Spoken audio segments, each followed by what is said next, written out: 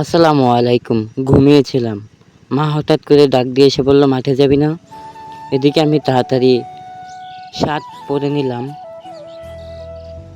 যেহেতু 4টে বেজে গেছে। আর একটু পর আসরের আজান দিবে।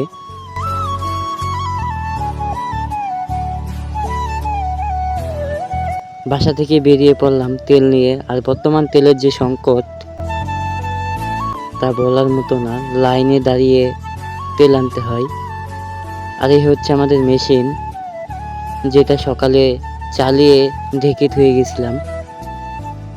এখন মাঠ দিয়ে ফিতে টেনিয়ে যাব, যেটাকে আমরা পাইপ বলি। তো পাইপটা টানাতে অনেকক্ষণ লাগবে, যেহেতু অনেক দূরে টানিয়ে নিচ্ছি। অনেক পাইপ লাগছে, দেখেন। ওই হচ্ছে মেশিন। আর এটা থেকে টানিয়ে টানিয়ে এখানে নিয়ে এসেছি। অনেক বড় পাইপ। পাইপ দেখতে দেখতে যাচ্ছি কোনো জায়গায় ছেঁড়া আছে নাকি, তাহলে ভুঁই ভিজে যেতে পারে। আর এদিকে আমি মেশিনে তেল ঢেলে নিলাম, যেহেতু মেশিনে তেল ছিল না।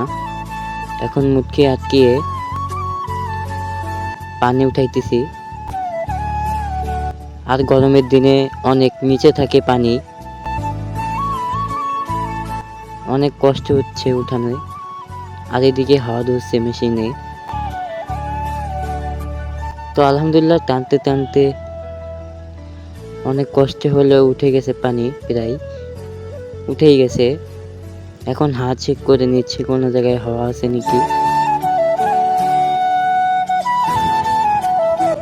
এখন পাইপ বেঁধে নিব, যেহেতু টাইট করে বাঁধতে হবে, নাই পাইপ খুলে যেতে পারে। আবার টিউবওয়েল টান দিয়ে দেখলাম পানি আছে নাকি।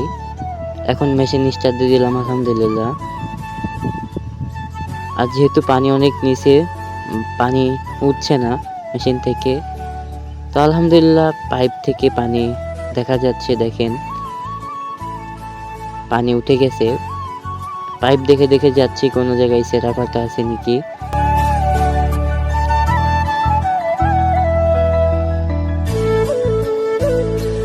বর্তমান অনেক প্রচুর গরম, কাম করতে অনেক কষ্ট হচ্ছে।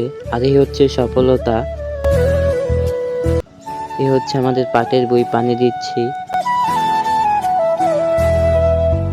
অনেক বড় মাঠে পানি দিতে হবে আজকে। তো এই ছিল আজকের ব্লগ ভিডিওটা। তো ভিডিওটা যদি ভালো লেগে থাকে, সবাই একটা লাইক সাবস্ক্রাইব দিয়ে পাশে থাকবেন। আসসালামু আলাইকুম।